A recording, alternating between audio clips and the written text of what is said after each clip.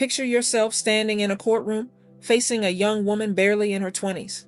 She looks almost ordinary. Blonde hair, pale skin, calm demeanor. Yet to the prisoners of Auschwitz and Bergen-Belsen, she was known as the Hyena of Auschwitz, a sadistic overseer who inflicted terror without remorse.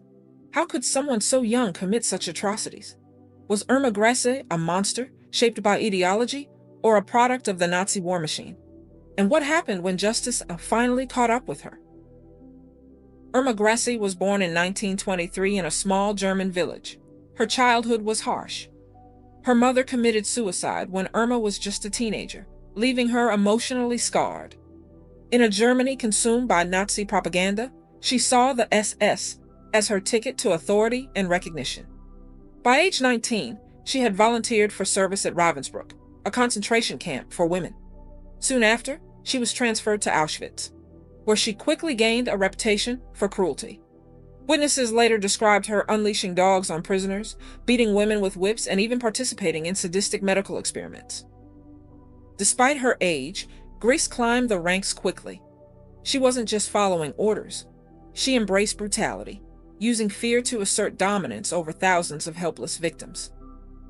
By the time she was stationed at Bergen-Belsen in 1945, the war was collapsing around her, but her cruelty showed no sign of stopping.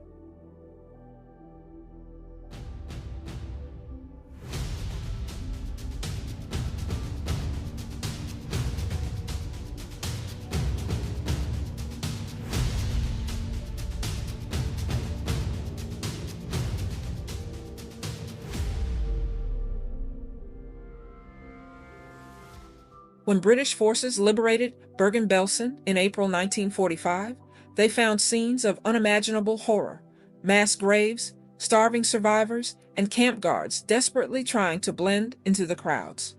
Grese was among those captured. Even in custody, she stood out, not for signs of guilt, but for her chilling composure. Her trial at Lüneburg later that year became one of the most infamous war crimes tribunals in history. Survivors lined up to testify against her. They spoke of her vicious punishments, her mocking laughter during executions, and the way she strutted in her SS uniform with a whip at her side. What shocked the world wasn't only the testimony, it was Grese's attitude. At just 22 years old, she sat in court smiling, showing little remorse as witnesses recounted the horrors she had inflicted. British and international press swarmed the trial, dubbing her the Blonde Beast and Hyena of Auschwitz. Her defense argued she was merely following orders, a cog in the Nazi machine. But witnesses painted her as something more, someone who took pleasure in cruelty, someone who wielded power not out of duty, but desire. The judges agreed. On December 13, 1945, Irma Grese was sentenced to death by hanging. Even then, her lack of fear startled those around her. On the morning of December 13th, she walked calmly to the gallows at Hamelin prison. Her last words were reported as a cold and defiant, "Schnell! Quick!" Moments later, the rope ended her life. Her execution marked her as the youngest woman legally executed in the 20th century, but the debate over her remains unsettled. Was she a sadistic anomaly, or proof of how ordinary people could be molded into monsters by ideology and power?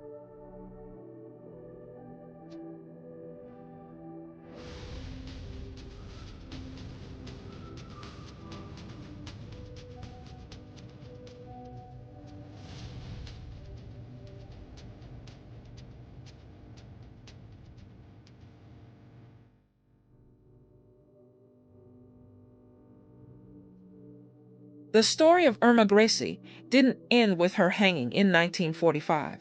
In many ways, her death was just the beginning of her legacy, one that has haunted historians, survivors, and the public for decades. For survivors of Auschwitz and Bergen-Belsen, Grese's name became synonymous with terror. Testimonies recorded in the years after the war rarely failed to mention her cruelty. She represented the embodiment of betrayal. Someone who was young, seemingly ordinary, yet capable of unimaginable violence. Survivors often describe the shock of realizing that a woman, who might have been a neighbor, a shop clerk, or even a friend in another life, had transformed into one of their most feared tormentors. To many historians, Grese's story became a chilling case study in how ideology and authority could twist a human being. She wasn't forced into the SS, she volunteered. And she didn't merely obey orders, she exceeded them with zeal. Some argue her sadism was an expression of personal pathology, while others insist it was the result of the Nazi regime deliberately cultivating cruelty as a form of control. Either way, her actions demonstrated that the line between ordinary and monstrous can blur frighteningly fast in the right conditions. Her execution also left a mark on public consciousness. The fact that she was only 22 when she died made her both infamous and oddly fascinating. Newspapers sensationalized her appearance, her demeanor, and even her last words. For some, this fascination bordered on the grotesque. Why should a sadistic killer receive such attention? Yet it spoke to something deeper.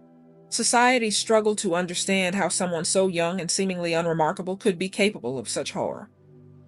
Over the years, Grese's image has been manipulated, sometimes even fetishized in dark corners of popular culture, where she has been turned into a symbol of forbidden evil. Holocaust educators and historians fight against this distortion, reminding the world that behind the myths was a real woman who inflicted real suffering on countless victims. Her legacy is a stark reminder that evil isn't always faceless or far removed. Sometimes it can emerge from ordinary people in extraordinary circumstances. Irma Grese wasn't born a monster, but history remembers her as one. Proof that cruelty is not bound by age, gender, or background.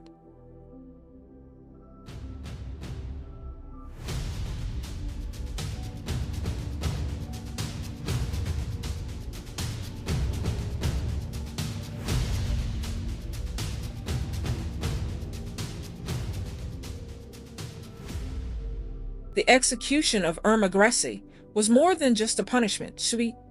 It was a warning of what happens when blind ideology and unchecked power strip away humanity. Her story forces us to ask, how does someone so young become capable of such inhuman cruelty? And perhaps more chilling, could it happen again? Stories like Irma Grese's show us that history's darkest moments often revolve around individuals who abuse power in ways we struggle to comprehend. If this video made you reflect, you'll also want to watch our deep dive into ancient Egypt's bloodiest punishments and executions revealed. It explores how another civilization used fear, brutality, and execution as tools of control, and how those echoes of cruelty still shape the way we think about justice today.